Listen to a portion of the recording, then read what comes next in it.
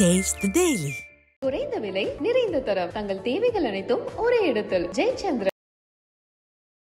இவனுங்க மட்டும் கோடிக்கணக்கில் சம்பாதிச்சு சொகுசாக இருப்பாங்க. தொண்டர்கள் வேலை செஞ்சுட்டு இருந்தால் கூட தூக்கி போட்டு மாநாட்டுக்கு நாங்கள் போயிட்டு வருவோம். இவர் என்ன கடவுள் அவதாரமா? இவர் முகத்தை பார்த்தோன்னா அவன் வாழ்க்கை பிரகாசமாக ஓங்கி. ஒரு பக்கம் பெரியாருக்கு மாலை போட்டாங்க, இன்னொரு பக்கம் பந்தக்கால் நட்டு வச்சு புதுசு புனஸ்காரம் பண்ணுறாங்க. ஏதாவது ஒரு கோட்டில் தான் இப்போ நடக்க முடியும். அப்போ ஒரு பக்கம் என்னை ஒரு பகுத்தறி சிந்தனையாக இது மாரி காட்டிக்கிட்டு, இன்னொரு பக்கம் சனாதன கோட்பாட்டு கொள்கைக்கு உள்ளான நபர் என்று காட்டுறதே பார்த்தீங்கன்னா வேஷம் தான். இப்போ நீ பணம் சம்பாதிக்கிறதுக்காக ஒட்டுமொத்த ஒரு சமூகத்தையே கொச்சைப்படுத்தி நீ பேசுவ. ஆனால் இன்னைக்கு நீ அரசியல் இறங்கிட்டு எம்மதமும் சம்மதமும் சொல்லி வேஷம் போடு. பணத்தை வாங்கினியா கூத்தாடினியா அங்கேயே வச்சுக்க. நீ அரசியலுக்கு இந்த சீனை போடாதே. இப்போ அதிமுகவுக்கு ஒரு கொள்கைன்னு ஒரு புக்கு இருக்குது, திமுகவுக்கு ஒரு கொள்கைன்னு ஒரு புக்கு இருக்குது. ஏற்கனவே காப்பி அடிச்சுட்டு இருப்பான். எல்லா கட்சியினுடைய கொள்கை புத்தகங்களையும் வாங்கி இதுலேருந்து 5 விசா, அதுலேருந்து ஒரு 10 விசா, அதுலேருந்து 5 விசா இது பண்ணிவிட்டு அப்படியே கொஞ்சம் சேர்த்து இவன் ஒரு புத்தகமாக இது பண்ணி எங்களுடைய கொள்கை இதுதான் அப்படின்னு காட்டும். சரி, அந்த கொள்கை அடிப்படையில் தான் இவனுக்கு நடப்பானுங்க. நடக்க முடியாது, நடக்கவும் மாட்டாங்க. முன்னாள் காவல்துறை அதிகாரிகள், முன்னாள் ஆட்சியர்கள், இவங்களை போன்ற நபர்கள் மாவட்டம் அவங்கள தான் பொறுப்புகளுக்கு கொடுத்து நிர்வகிக்கிறதா. உனக்காக கோஷம் போடுறது, உனக்காக கொடி பிடிக்கிறது, உனக்காக விளம்பரம் பண்ணுறது உன்னுடைய ரசிகர்கள். மேட்டுக்குடி மக்களை கொண்டு நீ நிர்வாக பொறுப்பு கொடுப்பேன்னு சொன்னால் அப்போ அந்த இளைஞர்கள் எப்படி பின்னாடி அணிவிப்பாங்க?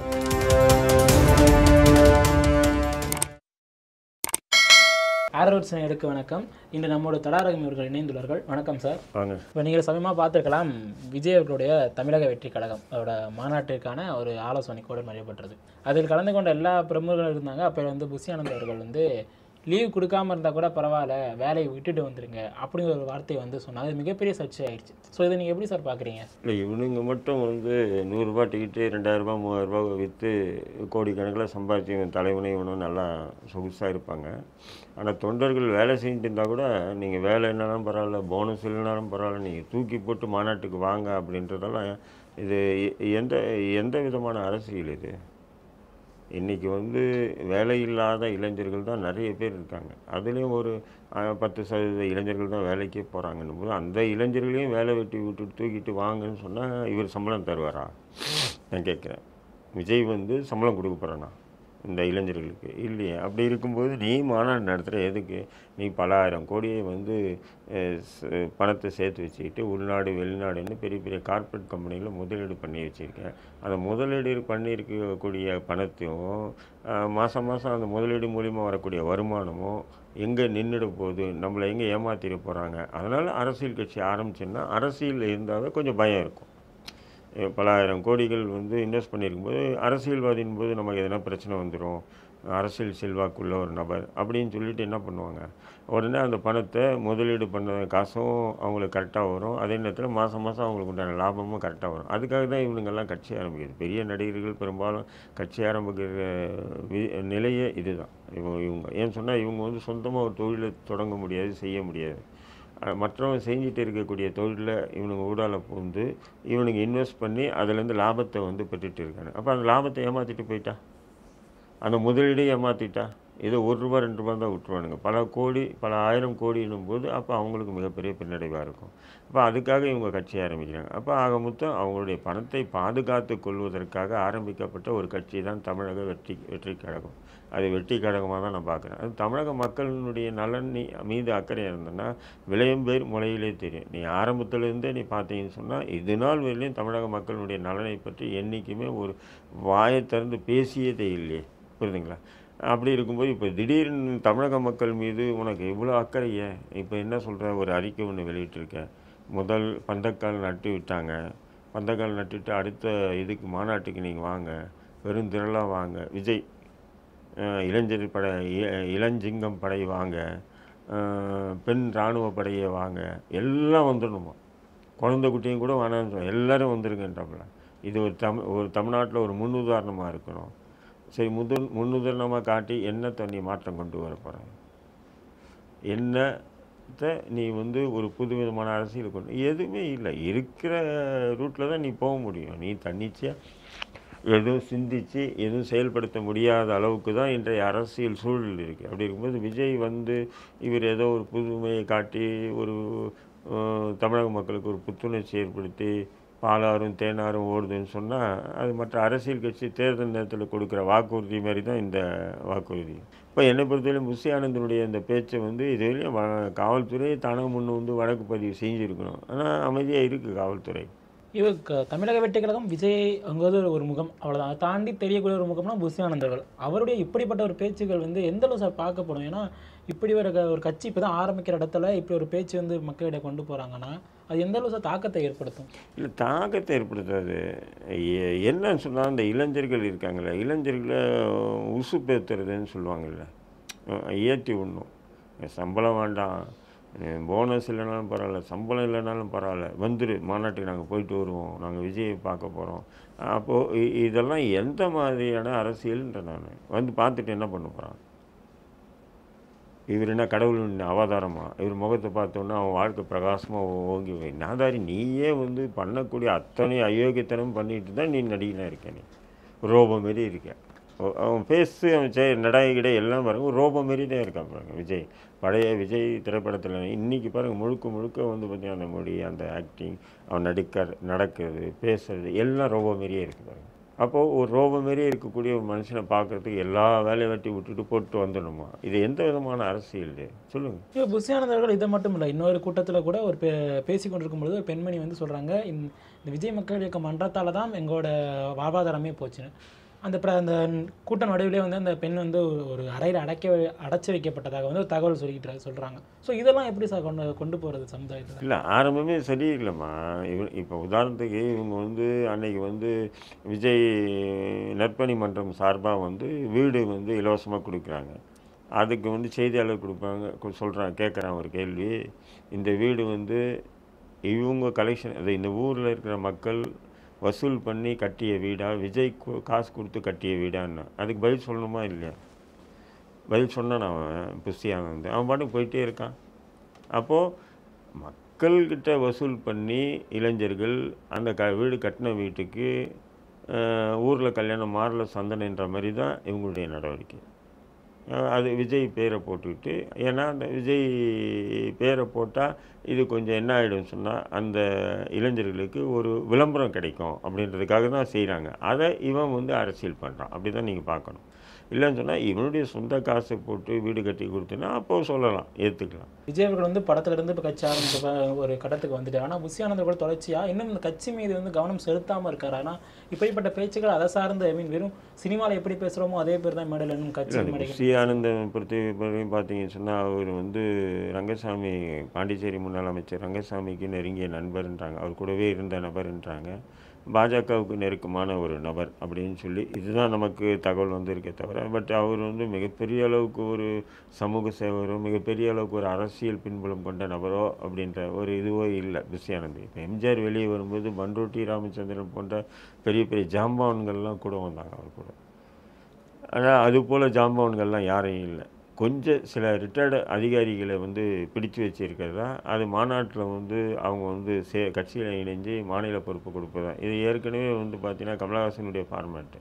கமலஹாசன் கூட அப்படி தான் முன்னாள் ஐபிஎஸ் ஐஏஎஸ் ஆஃபீஸர்ஸ் எல்லாம் வந்து கட்சியில் சேர்த்து அவங்க மூலிமா கட்சியை வளர்க்கலான்னு பார்த்தாப்புல. ஏதோ ஒரு கொள்கை கோட்பாடு. அவங்கெல்லாம் அதிகாரியாக இருந்தாங்க. அவங்க அதிகார இதில் வந்து வட்டத்துக்குள்ளே அவங்க வந்து நேர்மையான அதிகாரி கூட இருக்கலாம். ஆனால் அரசியலுக்கு வந்தால் எல்லாமே ஜொலிச்சுவாங்கன்னு சொன்னால் அதெல்லாம் வந்து நோ சான்ஸு. விஜய் கூட அதுபோல் முன்னாள் காவல்துறை அதிகாரிகள், முன்னாள் ஆட்சியர்கள், இவங்களை போன்ற நபர்கள் நிறைய பேரை வந்து செலக்ட் பண்ணி வச்சுருக்கிறதா, மாவட்டம் அவங்கள தான் பொறுப்புகளுக்கு கொடுத்து நிர்வகிக்கிறதா. அப்போ வந்து கஷ்டப்படுறது, உனக்காக கோஷம் போடுறது, உனக்காக கொடி பிடிக்கிறது, உனக்காக சோறு விளம்பரம் பண்ணுறது உன்னுடைய ரசிகர்கள். ஆனால் நீ என்ன பண்ணுறன்னு சொன்னால் மேட்டுக்குடி மக்களை கொண்டு வந்து நீ வந்து நிர்வாக பொறுப்பு கொடுப்பேன்னு சொன்னால் அப்போ அந்த இளைஞர்கள் எப்படி பின்னாடி அணிவகுப்பாங்க? எம்ஜிஆர் கூட ஏன் இருந்தாங்க மக்கள்? ஜெயலலிதா கூட ஏன் இருந்தாங்க மக்கள்? தன்னை நம்பி இருக்கக்கூடிய தொண்டர்களுக்கு தான் அவங்க வாய்ப்பு கொடுத்தாங்க. எம்ஜிஆர் ஜெயலலிதாவுக்கு பிறகு தன்னை நம்பி இருக்கக்கூடிய தொண்டர்களுக்கு வாய்ப்பு கொடுக்குற இது பழக்கம் இப்போல்லாம் இல்லை. இப்போல்லாம் பொருளாதாரம் இருக்கா, பணம் யார்கிட்ட இருக்குது? அது போன்ற நபர்களுக்கு முக்கிய பொறுப்புகளும் எம்எல்ஏ எம்பி இது போன்ற இதுவும் கிடைக்கிது தவிர பாமர இளைஞர்களுக்கெல்லாம் கிடைக்கிறது இல்லை. எம்ஜிஆர் இருக்கும்போது கிடையாது. அதுவும் விஜயகாந்த் கூட அப்படி கொடுத்தாப்புல. எனக்கு தெரிஞ்சு அந்த எக்மூரில் சைக்கிள் கடை வச்சுருந்தவன் எம்எல்ஏ ஆக்கினாப்புல விஜயகாந்த் கூட செலவு பண்ணி. அந்த மாதிரி எல்லாம் ஒரு அரசியல் இன்றைக்கி வந்து இளைஞர்களுக்கு அதை இப்படி தான் விரும்புகிறாங்க. ஆனால் இவங்க கார்ப்பரேட் அரசியலை தான் கொண்டு வர பார்க்குறாங்க. ஏன்னு சொன்னால் ஒரு ஒரு மாவட்டத்துக்கு ஒரு ஐஏஎஸ் ஆஃபீஸர் ஒரு ஐபிஎஸ் ஆஃபீஸரை போட்டு அவங்கள இந்த இளைஞர்களை ஒருங்கிணைச்சு கொண்டு போகிற மாதிரி. நீங்கள் அப்படி போட்டிங்கன்னு சொன்னால் அது வேலைக்கே ஆகாது. இப்போ விஜய் அவர்களுக்கு வந்து புஷியான எந்த அளவுக்கு உறுதுணையாக இருப்பார்? இப்போ நீங்கள் சொல்வது போல் ரங்கசாமி அவர்களுக்கு தெரிந்த நபராகவும் பிஜேபி இருந்த நபராக இருந்திருக்கார். இப்போ தமிழக வெற்றி கழகம் அப்படிங்கிறது வரும்பொழுது எந்த அளவுக்கு உறுதுணையாக இந்த கட்சி சார்ந்த விஷயங்களுக்கு கூட இருப்பார்? விஜய் கூட ஏன் இருக்காப்புல எதுக்கு இருக்காப்புலன்னு தெரில. பெரும்பாலும் வந்து ஒரு கால் விஜயே அவங்ககிட்ட இன்வெஸ்ட் பண்ணியிருக்கலாம் பல அமௌண்ட். எதுனா அவன் வந்து தொழில் செய்கிறவன் தானே, அதனால் வந்து 2 பேருக்கும் அப்படியே ஒத்து போகும். அதில் எதுனா ஒரு நெருடல் பிரச்சனை வந்துன்னு சொன்னால் அப்போ விலகத்துக்கு வாய்ப்புகள் இருக்கலாம். இப்போ விஜயோட மாநாடு முதல் மாநில மாநாடு விக்கிரவாண்டியில் நடக்க போகுது 27ஆம் தேதி. ஸோ அதை பற்றி என்ன சார் நினைக்கிறீங்க நீங்கள்? இன்றைக்கி பந்தக்கால் நட்டுருக்காங்க. ஒரு பக்கம் பெரியாருக்கு மாலை போட்டாங்க, இன்னொரு பக்கம் பந்தக்கால் நட்டு வச்சு பூச புனஸ்காரம் பண்ணுறாங்க. ஏதாவது ஒரு கோட்டில் தான் இப்போ நடக்க முடியும். காலை வச்சு 2 இதுவும் நடக்க முடியாது இல்லைங்களா? அப்போ ஒரு பக்கம் நாத்திக தன்னை வந்து ஒரு பகுத்தறி சிந்தனையாக அதுமாரி காட்டிக்கிட்டு, இன்னொரு பக்கம் வந்து நான் வந்து முழுக்க முழுக்க வந்து சனாதன கோட்பாட்டு கொள்கைக்கு உள்ளான நபர் என்று காட்டுறதே பார்த்தீங்கன்னா வேஷம் தான். ஒரு பக்கம் பெரியாரை எடுத்துக்கொண்டு மறுபக்கம் வந்து எல்லா மதத்தோட புனிதங்கள்லாம் கொண்டு வந்து பந்தக்கானத்துக்கு பூஜை செஞ்சுருக்காங்க இந்த காலை பொழுதுல. இப்படி இருக்கும்பொழுது விஜய் வந்து எதை நோக்கி பயணிக்க போகிறார்? எல்லா மதம் யாருங்க எல்லா மதம்? பீஸ்ட் எடுத்துல அதுக்கு விளக்கம் சொல்லிட்டு இருந்தேன் நான். அதுக்கப்புறம் முஸ்லீம்களுக்கு வக்காலத்து வாங்கட்டும், வக்காலத்து வாங்காமல் போகட்டும். அப்போ நீ வந்து பணம் சம்பாதிக்கிறதுக்காக ஒட்டுமொத்த ஒரு சமூகத்தையே கொச்சைப்படுத்தி நீ பேசுவ. ஆனால் இன்றைக்கி நீ அரசியல் இறங்கிட்டு மும்மதமும் சம்மதம் எம்மதமும் சம்மதம்னு சொல்லி வேஷம் போடுவ. அப்போ யாருக்கு நீ குத்தாடி வேலையை பணத்தை வாங்கினியா கூத்தாடினியா அங்கேயே வச்சுக்க. நீ அரசியலுக்கு வந்துட்டு இந்த சீனை போடாத நீ. இப்போ இந்த மாநாட்டை பொறுத்தளவுக்கு காலைல ஒரு அறிக்கையை விட்டுருது, நீங்களும் சொன்னீங்க. நிறைய விஷயங்கள் இது பண்ணியிருந்தாரு.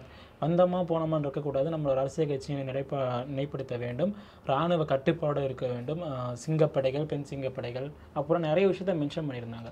ஸோ இதெல்லாம் வச்சு பார்க்கும்பொழுது மக்களிடமிருந்து விஜய் ஏதாவது எதிர்பார்க்குறாரா? இடம் வந்து மக்களோட கொண்டு பேச நீ கொடி அறிமுக விழாவுக்கே வந்து பவுன்சர்கள் பாதுகாப்போடு வந்து கொடி ஏற்றிட்டு போனவன் நீ எப்படி எனக்கு இளைஞர்களை வந்து இராணுவ பாதுகாப்பு போடுவாங்க அப்படின்னு சொல்லி நீ கட்டளையிடலாம்? நீயே வந்து அந்த இளைஞர்களை நம்பி இல்லையே. நீ பவுன்சர் பாதுகாப்போடு வந்த, கொடியை அறிமுகப்படுத்தின, நீ பாட்டுக்கு போயிட்டு இந்த ரோபோ மாரி ஒரு ரோபோ வருது பார்த்தீங்களா? பவுன்சர் பாதுகாப்போட ஒரு ரோபோ ஒன்று வருது, மேடையில் நிற்கிது, கூட யாரும் இல்லை. அந்த குஷி ஆனந்தனா அவன் கூட இல்லை கூட. நீ பாட்டுக்கு கொடியை இப்படி தூக்கி காட்டின, மீடியாக்காரங்க ஃபோட்டோ எடுத்தாங்க, மீடியாக்காரங்கிட்ட கூட பேசலை, நேராக காரில் உட்காந்து போயிட்டே இருந்தேன். அப்போ இது அரசியலா? இது எந்த வகையான அரசியல் இது?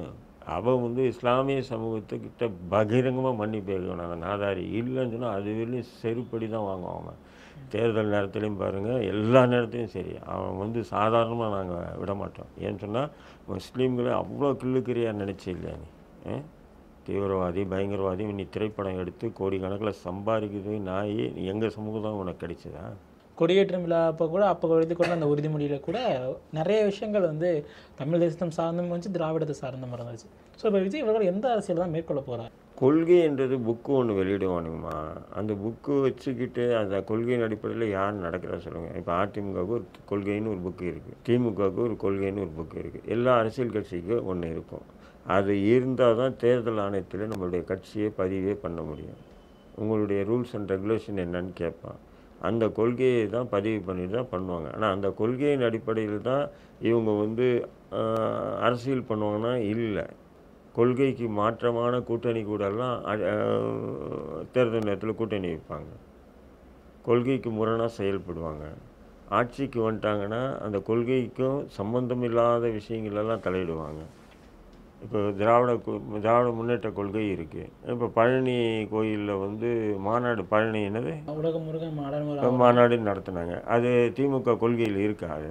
அப்போ கொள்கை என்பது ஒரு புத்தகம். அது அந்த மாதிரி இப்போ என்ன பண்ணுவான் விஜய் வந்து என்ன பண்ணுன்னா, இப்போ ஏற்கனவே காப்பி அடிச்சுட்டு இருப்பான். எல்லா கட்சிகளுடைய கொள்கை புத்தகங்களையும் வாங்கி யாருன்னா ஒரு ரைட்டர்கிட்ட கொடுத்தா, எத்தனை பேர் இருக்காங்க சம்பளத்துக்கு கொடுத்தா, இதுலேருந்து 5 விசா, அதுலேருந்து ஒரு 10 விசா, அதுலேருந்து 5 விசா இது பண்ணிவிட்டு அப்படியே கொஞ்சம் சேர்த்து இவன் ஒரு புத்தகமாக இது பண்ணி எங்களுடைய கொள்கை இதுதான் அப்படின்னு காட்டுவான். சரி, அந்த கொள்கை அடிப்படையில் தான் இவனுக்கு நடப்பானுங்க. நடக்க முடியாது, நடக்கவும் மாட்டானுங்க. கொள்கை முறையாக தான் நடப்பாங்க. இப்போ வந்து இராணுவ கட்டுப்பாடோட வாங்க, ஒரு முன்னுதாரணமாக நம்ம இருக்கணும், இப்படியெல்லாம் கட்டளையிடுற விஜய் யாருமே தயவுசெய்து தண்ணி அடித்தவங்க யாருமே என்னுடைய மாநாட்டுக்கு வராதீங்க, போதை வஸ்துக்களை பயன்படுத்திட்டு என் மாநாட்டுக்கு வராதீங்க அப்படின்னு ஒரு வார்த்தை சொல்லியிருக்கான பாருங்கள். அதுவாச்சும் வரவேற்கக்கூடியது. ஏன்னா இன்றைக்கி போதையை முழுக்க ஒழிக்கணும். அந்த போதை அருந்திட்டு யாரும் வராதிங்க மாநாட்டுக்கு அப்படின்னு ஒரு கட்டளை போட்டிருக்கேன். நாம் இல்லையே, அந்த லெட்டர் பேடு ஃபுல்லாக படித்தேன் நான் தான். அதில் பார்த்தீங்கன்னா அந்த போதையை பற்றி இல்லையே. ராணுவ கட்டுப்பாடுன்னு மென்ஷன் இருக்கும்போது எல்லாம் அதுக்குள்ள ஃபுல்லாக ஒயின் அடிச்சுட்டு இராணுவ கட்டுப்பாடோடு வந்தால் ஏற்றுக்குங்களா? நான் கேட்குறேன். மனுஷனுக்கு போதை உள்ளே ஏறினா தான் அவன் மனிதன், ஒரு மனிதன் 2 மனிதன் ஆகிறான். 2 மனிதன் ஆகும்போது தான் அவன் நம்ம என்ன செய்யணும்னு தெரியாமல் செய்கிறான். உங்கள் கருத்துக்களை பரிமாறிக்கொண்டதுக்கு ரொம்ப நன்றி சார். நன்றி, வாழ்த்து.